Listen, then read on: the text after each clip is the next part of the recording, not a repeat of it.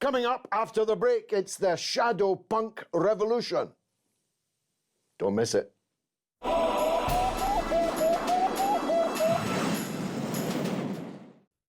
Welcome back to Sputnik. It was our mutual friend, Max Kaiser, who introduced me to the brilliant, iconoclastic work of my next guest. Since when, he's been making me laugh and educating me in equal measure. A bit like Max, really.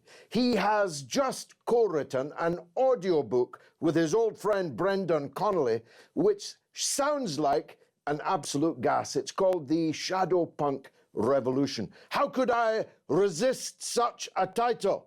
Dominic Frisby, welcome back on board the Sputnik. Tell us, I see the rather wonderful poster for it behind you.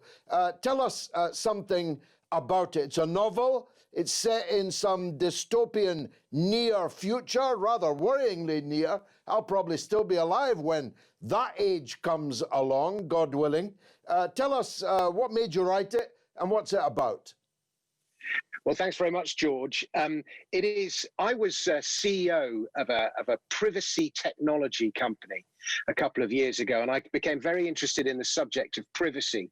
And obviously, way back when I wrote the first book about Bitcoin, and this was a sort of an allegory, if you like, for privacy and Bitcoin. And the story is set in 2029, and it's all about these techno-anarchists who activists who invent these new invisibility coats. And these coats were invented to defend against state and corporate invasion of privacy, you know, through CCTV and all these other means by which you're followed. And a police officer who's investigating county lines in his local area in North Devon, county lines being the sort of the drug trade that's gone into rural communities of the UK, discovers that some of the dealers have been wearing these coats of invisibility, and he goes on a mission to uncover who created them. And it's a bit like the mission to find out who was Satoshi Nakamoto, the inventor of Bitcoin. But the sort of added spicy twist, if you like, is that I've always been in voiceovers all my life, and I love audio. And format is often dictated by the technology available at the time. So, for example, you know, albums used to be really big, but then with the advent of iTunes and things like that, it became all about singles, and albums sort of died a death. But albums only came about in the first place because of 33 and a half RPM records that enabled you to store that much more music on an album. And with this incredible boom that's going on in audio, I wanted to explore spoken word and music. And I used to love the old concept albums of the 1970s, things like War of the Worlds, Richard Burton narrating, and that amazing soundtrack by Jeff Wayne. And I wanted to do something similar. And I found a brilliant rock guitarist called Asaf Zohar. And Brendan and I wrote the story, and I narrated it. And then we got Asaf Zohar to play this fantastic rock guitar soundtrack to this story about invisibility. And we're selling it as an audio book. We felt that was the best format for it. But, you know, it's a sci-fi rock drama about invisibility that's a parable for Bitcoin. What more could you want? Well, I mean, you've actually packed all of your favorite subjects into that invisible cloak, and I congratulate you for that. Sounds absolutely riveting. But as you were talking, it occurred to me that the real dichotomy, difference maybe between you and me, you're a libertarian man, I'm not.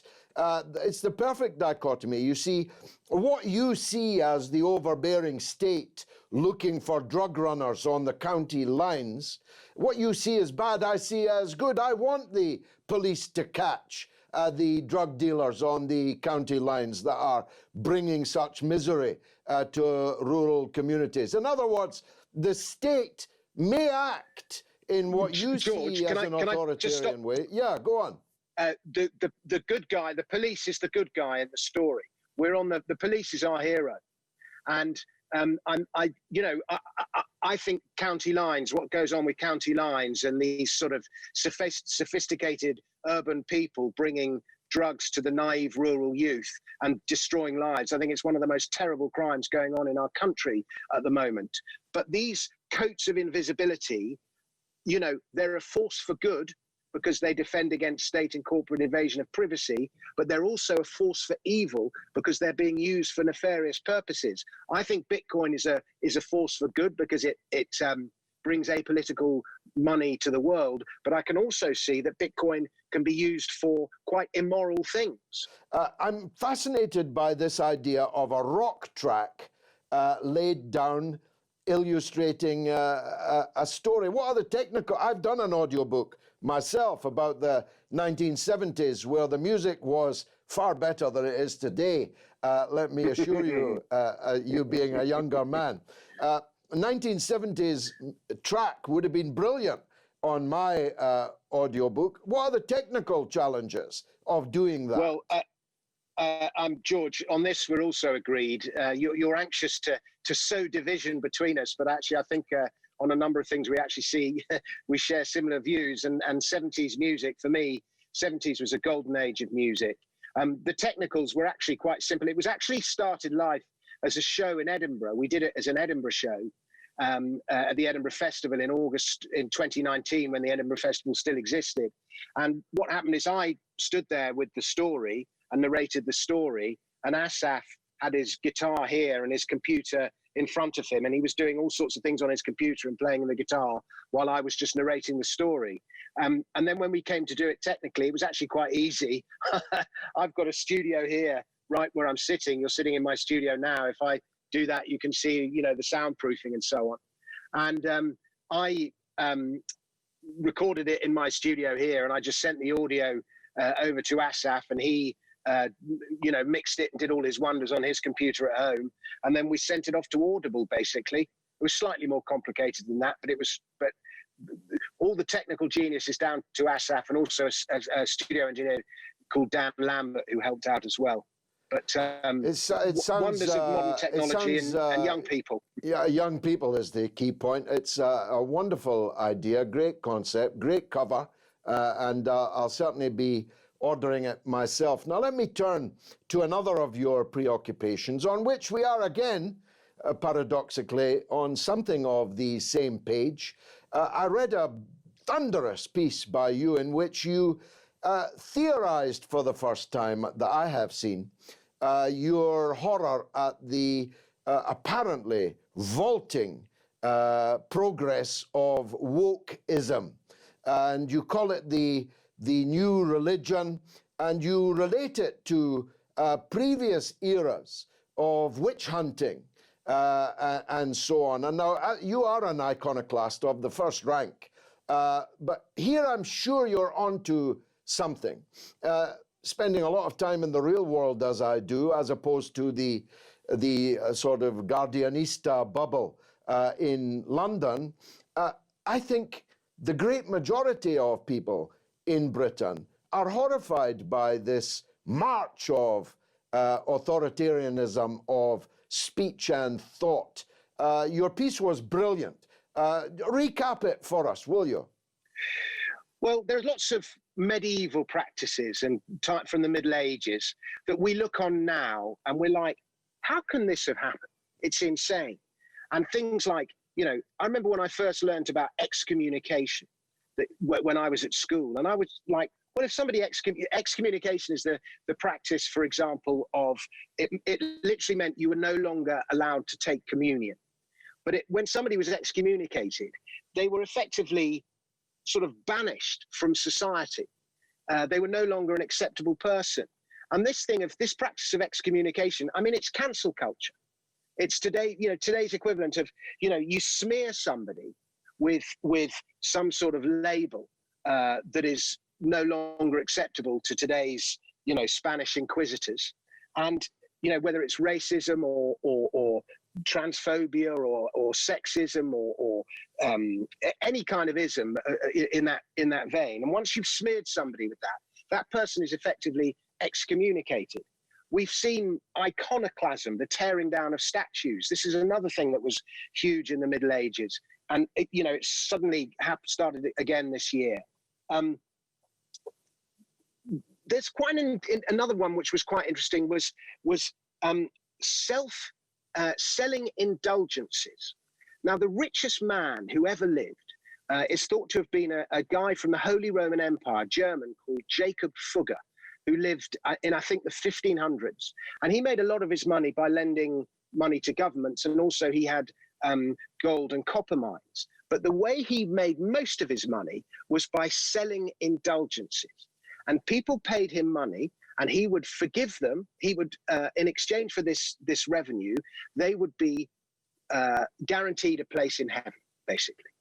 And it was such a lucrative business. Effectively, the Basilica of San Pietro in the Vatican was built on the back of selling these indulgences.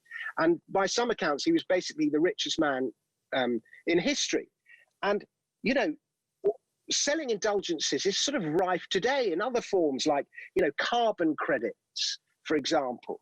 And so that's another example of these weird medieval practices that have re-emerged under a different name. Witch hunts. Now, who think witch hunts? I mean, what is Twitter? Every day on Twitter, you know, somebody utters something wrong, and then there's some kind of witch hunt against him. Now, what is the internet if it's not the printing press of today's century? And then, as a result of the internet, so many so-called experts have been exposed as frauds in all sorts of different fields, from economics to medicine to everything.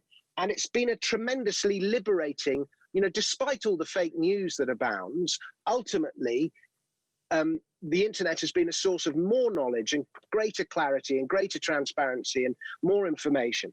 And it's the opposite of obscurantism. I've got one more, if you like. Alchemy. Alchemy was turning lead into gold. And what is quantitative easing? Money printing, zero interest rates, all the things that have gone on. I read yesterday that 22% of all the US dollars in existence were created this year. Wow. Now, where can people read it, Dominic? Spiked. Spiked. Dominic Frisby. Yes, cool spiked.com. Cool guy, cool name. Thanks for joining us on board the Sputnik.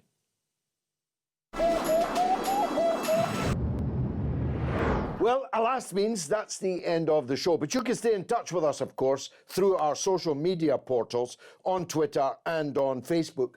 But the most important thing is, if you enjoyed that orbiting of the world on board the Sputnik with me, George Galloway, come back next week at the same time and the same place and bring another viewer with you. Why don't you? For me, at least, it's been marvelous.